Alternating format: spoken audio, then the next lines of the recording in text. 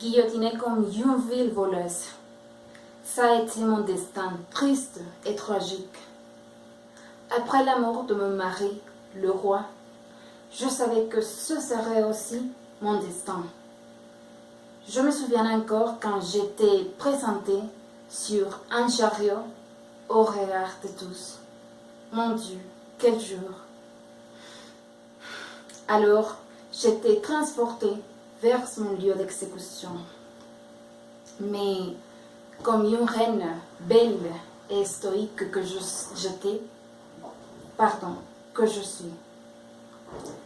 suis montée l'échafaud avec dignité et courage, alors que j'entendais la foule acclamer ma mort. Et oui, je l'admets, j'étais une femme gaspilleuse qui ignorait toujours la misère des Français. J'étais une reine frivole qui, avec mes dettes et mon gaspillage, a conduit la France à une crise économique qui a exaspéré la colère du peuple.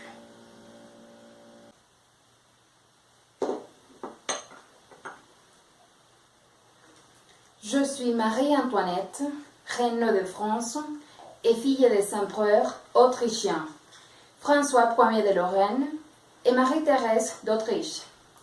J'étais élevée et préparée depuis mon plus jeune âge à devenir reine de France. Et à 14 ans, je me suis mariée avec Louis-Auguste de Bourbon, dauphin de France, et futur Louis XVI, le 16 mai 1770. Bon, j'avoue que je ne l'ai jamais aimé, mais j'ai exercé une forte influence politique sur lui. Le pauvre, le poids de la charge du pouvoir était trop lourd pour lui. Et je venais à peine d'arriver dans un pays étranger. Donc, j'ai dû apprendre et étudier les manières françaises. Mais je dois admettre qu'au début, le peuple français m'a soutenu. Sans doute, ils tous appréciaient ma jeunesse et ma beauté. Il était impossible de ne pas remarquer ma présence. Cependant, je me sentais seule et ennuyée. Oui, j'avais beaucoup de luxe, mais je savais qu'il manquait quelque chose dans ma vie. Alors, je voulais m'amuser. J'ai donc renvoyé de nombreux courtisans au profit de mes amis choisis qui ont eu le mérite de me distraire.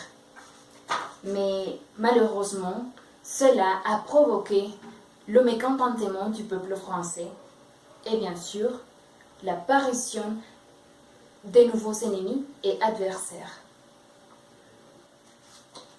Mais comme j'étais une femme de caractère ferme et inébranlable, j'ai ignoré toutes les plaintes et provocations du peuple et bien que peu habituée aux usages de la cour française, je me suis livrée à un monde de plaisirs où vient l'abandon de mon mari.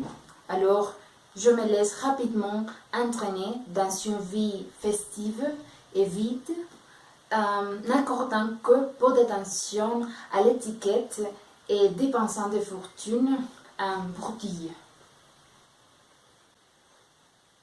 Quand j'étais aveugle, j'étais destinée à être la reine de France, une femme qui veillerait sur son peuple. Mais au contraire, je ne finis que par susciter sa haine. Mon mari n'a pas contrôlé la situation et je ne faisais que l'aggraver. Donc j'ai dû réagir et faire quelque chose à ce moment-là parce que devant mes yeux, une grande nation mourait de faim alors que je savourais mille plaisirs. Je n'ai même pas pensé à mes deux chers enfants. Au contraire. J'ai également écrit leur triste destin avec mes actions. Alors que ma famille et moi avons été persécutés, nous avons essayé de fuir à Paris, mais on a échoué et nous avons été capturés. Alors, mon mari a été le premier à être décapitée. Et moi, que puis-je dire? Celle que tout le monde appelait l'Autrichienne et celle qui représentait le mal avait finalement été emprisonnée avec ses enfants. Et quelques temps plus tard, j'ai été condamnée à mort et emmenée à la place de la Concorde pour sentir la cire froide d'une lame de guillotine dans mon cou.